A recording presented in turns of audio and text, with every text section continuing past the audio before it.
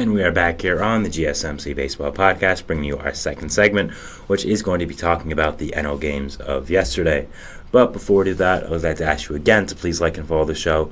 We do get a number of questions from viewers, so to ensure that your question does get read in the air, please use the link at gsmcpodcast.net. It really does help the show. It really does mean a lot, so thank you so much for that. And let's get back into the show today. All right, so we just talked about the American League games of yesterday, so I think it's only fitting to talk about the National League games and just the action that went on yesterday. So, yeah, let's get straight into that.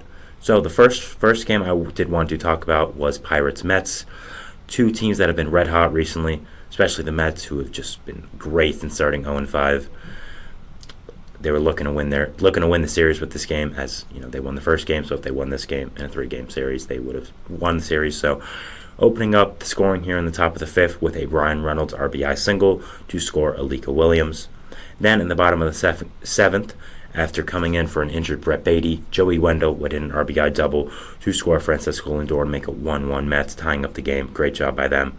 Then, with Jeff McNeil batting, Pete Alonso would score on a balk to make it 2-1 Mets. Seems like everything's going their way right now. And then Jeff McNeil would hit an RBI double on a line drive to Ryan Reynolds to score Joey Wendell to make it 3-1 Mets, and that is where it would end up being, and the Mets would end up winning this game 3-1. A great job by them, and just they really have been on fire this season so far after starting 0-5. So just a great job there. The Pirates had on the mound Jerry Jones, who was absolutely phenomenal. 5 innings pitched, 1 hit, no runs, no walks, 7 strikeouts. He was on a 5-inning pitch limit. I'm telling you, as someone who watched this game, he could have gone much deeper into it. It was just honestly outstanding, and I think Jared Jones is going to be a problem for baseball fans going forward, especially NL Central fans. Oh man, is this guy good? He is really, really good. The Mets had Jose Quintana on the mound, who went 5 innings pitched, 4 hits, an earned run, 3 walks, 4 strikeouts. A really solid start against his former team, kind of what you expect for Quintana. Just nothing to blow your socks off or truly incredible, but just a really solid start and just a really solid game. So, yeah, I mean, just good job, good start for him, and I think that's why the Mets signed him in the first place, just to do stuff like that. The next game we have on the agenda is Braves and Astros. Of course, again, a matchup of the 2019 World Series. In the top of the second, Orlando Arcia would hit his first home run of the year, making it 1-0 Atlanta. Then he would, and it's going all the way to the top of the seventh now, he would hit a sacrifice fly to score Austin Riley to make it 2-0. Then in the top of the ninth, Luis Guillorme would hit a RBI ground rule double to score Marcell Ozuna and Orlando Arcia to make it 4-0 Atlanta. Chadwick Trump would add on with an RBI double of his own to make it 6-0. And the Astros would attempt to come back in the bottom of the ninth with a Kyle Tucker home run to make it 6-1, and then a Mauricio Dubon RBI single to make it 6-2. But that would be it for the Astros, as they would end up conceding this game to the Braves at 6-2 and losing. For the Astros, they had Hunter Brown on the mound, who was really solid. 6 innings pitched, 5 hits, 2 earned runs, 3 walks, 3 strikeouts, and a homer. Has, of course, had a bad start to the season, but this is a really nice bounce-back start for him, especially against an offense as great as the Braves. So, yeah, just a really nice start there. For the Braves, they did have Reynaldo Lopez on the mound. 6 innings pitched, 4 hits, no earned runs, 1 walk, 7 strikeouts, .50 ERA in the season so far. I mean, he's just been outstanding, honestly, and if he becomes a real legit starting pitcher, the Braves found a hidden gem, and that really helps the rotation now, especially with the injury to Spencer Strider. So I think that's really what Braves fans are hoping for. They're just hoping he can be a really, really good pitcher, and so far the little experiment has worked out for the Braves. So congratulations to them. I mean, we really don't kind of, what's the word I'm looking for here? We don't fault the Braves anymore. We kind of just accept what they're doing is going to be right because they have done it so far. So they have been a great organization. So, yeah. Next game we have here is going to be Phillies and Rockies, two teams that made a preseason trade with the Jake Cave trade. So a little bit of storyline there, even though Jake Cave is a bench warmer. Bottom of the fifth, JT Realmuto would open up the scoring with his third home run of the year, a 2-run shot to score Trey Turner to make it 2-0 Philly. Then in the bottom of the sixth, Bryce Harper would hit an RBI double to make it 3-0 Phillies, scoring Trey Turner. Then Bryce Harper would hit a home run in the bottom of the eighth to make it 5-0 Phillies. and scoring Johan Rojas to make it to end up, and that is where the score would end up staying, is what I'm trying to say, and it would end up being 5-0 Phillies. So a really great job by them, and a good job to win this game and capitalize against playing a bad opponent in the Colorado Rockies. For the Rockies, they had Austin Gomber on the mound, who went 5 1/3 innings pitched, 6 hits, 3 earned runs, no walks, 4 strikeouts, and a home run, 4.96 ERA in the season. An start, I mean, what do you really expect for Austin Gomber against the Philadelphia Phillies? I mean, a great offense. So for the Phillies, they had Ranger Suarez on the mound, who was absolutely phenomenal. A complete game shutout, only 7 hits allowed, 8 strikeouts, only 1 walk. An absolutely amazing start for Suarez. Probably the second best start of the season, of course, after Ronald Blanco's no-hitter. So, yeah, just an amazing start for him. And, I mean, with the Phillies' struggles and the depth issues they're facing in their bullpen and their rotation, I think having a start like this for Suarez is always welcome, and especially right now. What a great start! And we don't really see many complete game shutouts in baseball nowadays because of pitchers not going as deeper into games because of the analytics and all that. So it is always nice to see when someone does something like this. So yeah, just a really nice job by him. And yeah. Next game we have is the Marlins and Giants. Again, two teams that had been heavily underperforming. Marlins hoping to get their 4th win of the season here. Top of the second, Matt Chapman would open up the scoring with his 4th home run of the year already for the Giants, making it 1-0 San Francisco. Hasn't done anything else, but has hit a lot of home runs. It's 4 at this point of the season is really nice, especially for him. So that's a good job there. Top of the third, Wilmer Flores would add on for the Giants, hitting an RBI double to make it 2-0. Brian De La Cruz would answer back for the Marlins, hitting an RBI double himself to make it 2-1. Then Jesus Sanchez would ground into a fielder's choice to score Brian De La Cruz to tie the game at 2. Bottom of the 6th, Tim Anderson would ground into a force out to score Josh Bell to make it 3-2 Miami, giving them the lead, of course. Then Luis Arraez would hit a RBI single to score 2 to make it 5-2 Miami in the bottom of the 6th. The Giants would come back a tiny bit with Lamont Wade Jr. hitting an RBI single to make it 5-3, but it would be no match as in the bottom of the 7th, Nick Gordon would answer back with a RBI single of his own to make it 6-3 and get that run back on the board, and that is where the game would end up staying. So a nice win by the Marlins here against this good Giants team.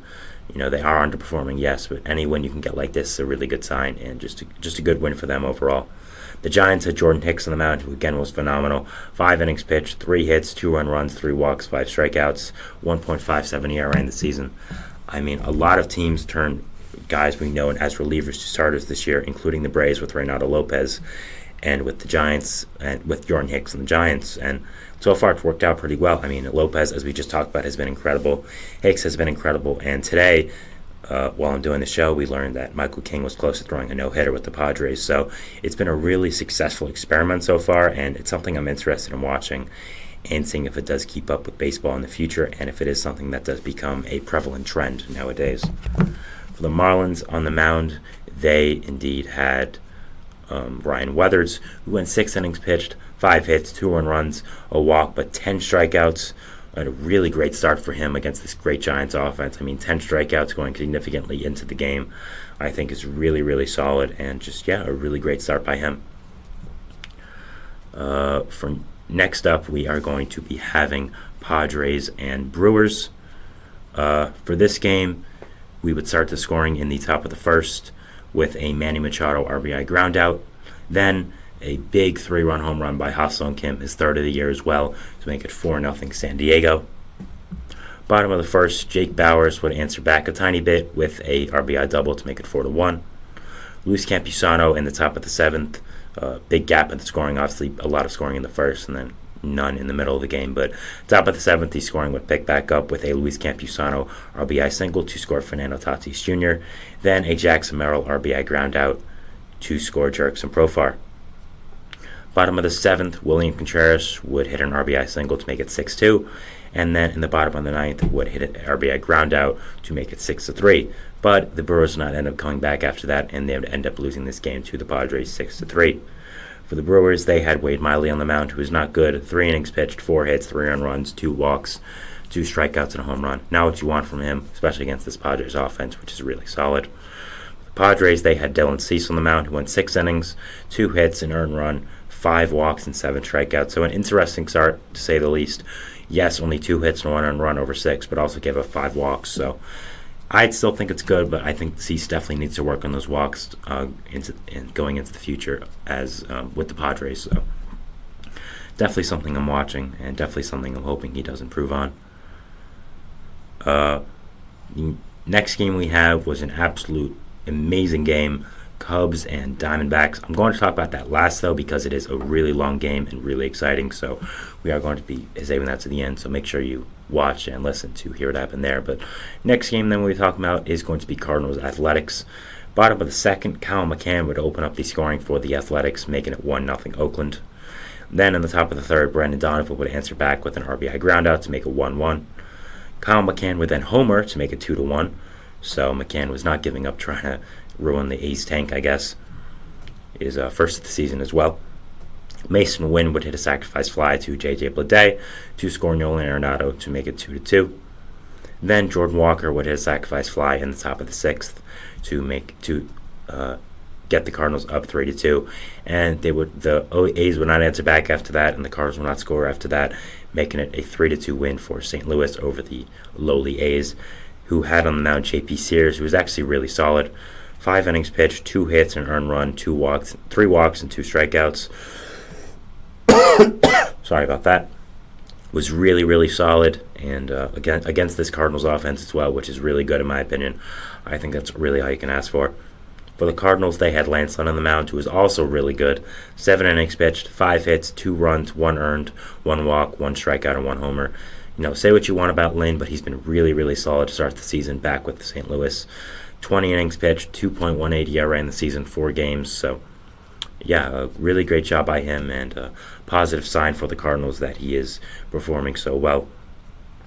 The next game we have on the agenda is going to be Dodgers and Nationals. Dodgers looking to bounce back after dropping a game to the Nationals, who frankly are not very good. Bottom of the first, Teoscar Hernandez would ground into a double play, but Mookie Betts would score, so it would make it 1-0 Dodgers. Austin Barnes in the bottom of the second would hit an RBI single to make it 2-0, and Mookie Betts would hit an RBI double in the same inning to make it 3-0. Jesse Winker would answer back for the Nationals, make it a 3-2 with a 2-run home run. Winker just has been outstanding with the Nationals so far. I mean, just a really great pickup for them. Kike Hernandez would hit a solo home run in the bottom of the fifth to get some more insurance runs for the Dodgers, making it 4-2. And Teoscar Hernandez would single on a RBI ground ball to make it 5-3. And Mookie Betts would also single to make it 6-2 Dodgers. The Nationals would not score after that and would not come back, as the Dodgers would end up winning 6-2, and they had a nice comeback win there. Nationals had on the mound Patrick Corbin, who went 6 1/3 innings pitched, 9 hits, 5 earned runs, 4 walks, 5 strikeouts, and a home run, with a 8.06 ERA on the season. Look, Nationals fans, Corbin's contract's almost over. Got 1 year left. Just, got to keep pushing through these starts. I'm going to say it every time. The Dodgers, they had Kyle Hurt as the opener on the mound. 2 innings pitched, 3 hits, no earned runs, no walks, no strikeouts. About as fine as an opener can get. Nothing too extraordinary there, but kind of all that you need. Ryan Yarbrough was on the mound, who went 5 innings pitched, 2 hits, 2 1-runs, 3 strikeouts to have a 3.2 ERA in the season. He was, the bulk guy there. So, yeah, that was it for the Dodgers and Nationals game. We now, of course, have the very exciting game of Diamondbacks and Cubs. If you saw what happened on social media, you already know this is a great game. But if you didn't, strap in, because it's very, very exciting, and there's a lot of action going on. So, yeah, it's a very exciting game, and something you'll want to hear what happened about. So, scoring would open up in the bottom of the second with a Blaze Alexander RBI ground ball to score Jock Peterson to make it 1-0 Arizona. Moved to the top of the third, and Miguel Amaya would hit an RBI double to score Ian Happ to decide the game at 1. Then, in the bottom of the third, Lourdes Gurriel Jr. would hit his 5th home run of the season back with the Diamondbacks after re-signing, making it 3-1 Arizona. Then Jock Peterson would hit his first home run as a Arizona Diamondback to make it 4-1. Top of the 5th, Miguel Amaya would again come in the clutch with an RBI triple. Very rare for a catcher to hit an RBI triple, or a triple in general, to score Ian Happ to make it 4-2. Then Alexander Canario, back with the big league team, would make it 4-3. Then Nico Horner would tie it up with a RBI double to make it 4-4. So a great job by this Cubs offense to come back and fight back. Cody Bellinger would then hit an RBI triple to make it 5-4 Chicago. So just great job by them to be able to take the lead and start winning this game, which really nobody expected. In the bottom of the fifth here, a wild pitch by the Cubs pitcher Luke Little would score Ketel Marte, tying up the game. So a really unfortunate way for the Cubs to give up this lead after fighting back for it. Then Jock Peterson would have a walk with the bases loaded to make it 6-5. Then Eugenio Suarez would hit a sacrifice fly to make it 7-5. Then Blaze Alexander would hit an RBI single to make it 8-5. So a great job by the Diamondbacks offense to score all these runs and fight back after the Cubs did take the lead back from them. Then top of the seventh, Christopher Morel would hit a sacrifice fly to make it 8-6. Then Garrett Cooper would hit a RBI single to make it 8-7. Then the big blow would come with an Ian Happ grand slam, his first home run of the season as well. Really exciting moment here, making it 11-8 Chicago, keeping this back and forth going for this game. I mean, what an incredible game so far. Maybe the game of the year. Bottom of the seventh, though, the Diamondbacks would continue to fight with a Blaze Alexander RBI double, his first of the year, to make it 11-9. Jock Peterson would then hit a sacrifice fly to make it 11-10. And then the Diamondbacks would, of course, come back with a Ketel Marte solo home run to make it 11-11 and tie up this game. What a great job there. Bottom of the 10th, Randall Grichuk would hit an RBI double to make it 12-11 Arizona and win this game in an absolute stunner for the Diamondbacks. I mean, what an incredible game for them. What an incredible comeback. Just really exciting baseball action. That was just super fun to watch and super fun to see the highlights of as well. So, yeah, that is the end of our segment 2 here, going over the NL games and the action of yesterday. We'll be going into our third segment, which is talking about the updates on the biggest free agent signings of the offseason. You know, we are around 15, 16 games in the season, so I just want to give an update on how these guys are performing.